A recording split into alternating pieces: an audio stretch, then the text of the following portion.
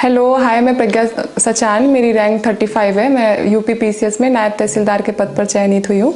मैंने अपने मेंस के कुछ नोट्स बनाए हुए हैं, जैसे GS2 का IR और सिक्योरिटी का नोट्स था, तो मैं बहुत शॉर्ट में बनाती थी। जैसे भारत फिलिस्तीन रिलेशन के लिए है, जो 1 पेज में है कि उनकी क्या बैकग्राउंड है, क्या उनकी पॉलिसी है, क्या तर्क है, क्या मुद्दे हैं।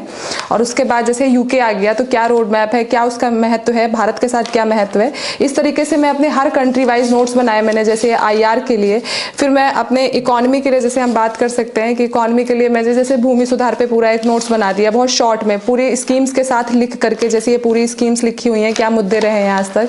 इसी तरीके से सब्सिडी वगैरह में तो मेरे इस तरह से नोट्स होते थे कि मैं कोई भी टॉपिक में, आप देखिए, पहले उससे रिलेटेड कुछ डेटा लिखती हूँ, फिर उसके टाइप्स या उसके तर्क वितर्क क्या होते हैं, उसके क्या बेनिफिट्स होते हैं और क्या उससे जरूरत स्कीम चल रही है उससे रिलेटेड।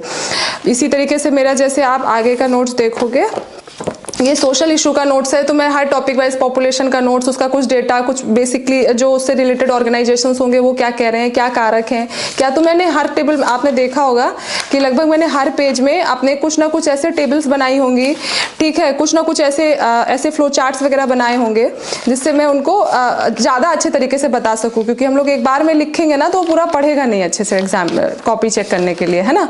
तो हमको अपनी कॉपी पढ़वानी है। तो देखिए, इस तरह से जैसे हम नोट्स बना लेते थे कि कितना % क्या है। जैसे एक फॉर एग्जांपल एक ओल्ड एज का है कि कितने ओल्ड एज लोग हैं, कितना होगा फ्यूचर में, क्या होगा, क्या डेटा है, क्या उसके लिए सरकार से स्कीम चल रही है, उनके लिए उनकी क्या समस्याएं हैं। तो ये हमारे सोशल इशू का हो गया।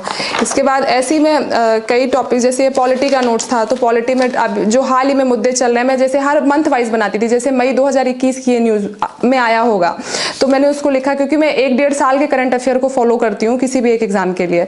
तो जैसे ट्रिब्यूनल से रिलेटेड क्या मुद्दे हैं, उसका कॉन्स्टिट्यूशनल स्टेटस क्या है, उसकी नीड क्या है, उसकी समस्याएं क्या है और आगे की राह क्या है, मतलब वे फॉरवर्ड क्या है। इसी तरीके से ऐसे कुछ डायग्राम्स बना लेती थी। MP लेट्स स्कीम पे हो गया, या फिर ये जैसे आप देख रहे होंगे, तो मैं इस टाइप की चीज़ों को हमेशा कोशिश करती थी कि कहीं ना कहीं बीच में कुछ ना कुछ एड ऑन कर सकूँ। तो ऐसे मैंने अपने नोट्स को बनाया हुआ है। ये मेरे वर्ल्ड हिस्ट्री के नोट्स हैं। तो मैंने वर्ल्ड हिस्ट्री को भी बहुत शॉर्ट में, कि कहाँ से स्टार्ट हुआ, तो ये देखिए आप, वर्ल्ड हिस्ट्री यहाँ से शुरू हुई। अमेरिकन क्रांति बहुत शॉर्ट में, कारण क्या थे, उसके प्रभाव क्या थे, उस क्रांति के स्वरूप क्या थे, और वहाँ का सिविल वॉर कैसे हुआ, फिर यहाँ से फ्रेंच रेवोल्यूशन कैसे हुआ, उस पर रिलेटेड डायग्राम, उसके कारण, उसकी परिस्थितियाँ। उसके बाद नेपोलियन कौन था, मतलब बहुत शॉर्ट में जितना, क्योंकि देखिए मेरा 2 पेज में पूरा हो गया फ्रांस की क्रांति, और उसको बहुत अच्छे तरीके से मैंने लगभग सारे पॉइंट्स को लिखा हुआ है। तो और जैसे इंडस्ट्रियल रिवोल्यूशन आया तो उससे क्या कारण थे, क्या अर्थ है इसका इंडस्ट्रियल रिवोल्यूशन का, क्या क्यों ब्रिटेन में ही आया, क्या उसके रिजल्ट रहे। फिर ये जैसे इटली का यूनिफिकेशन आया, तो यूनिफिकेशन ऑफ इटली कैसे हुआ, क्या था। तो मैंने ऐसे अपने इसके वर्ल्ड हिस्ट्री के भी नोट्स बनाए हुए हैं। तो लगभग मैंने सारे टॉपिक हॉलिस्टिकली पढ़े, ऑल्दो वो सिलेबस में थोड़ा कम भी लिखा होगा जब एग्जाम आता है, लेकिन मैंने लगभग सारे टॉपिक्स के शॉर्ट नोट्स कहीं ना कहीं से पढ़ करके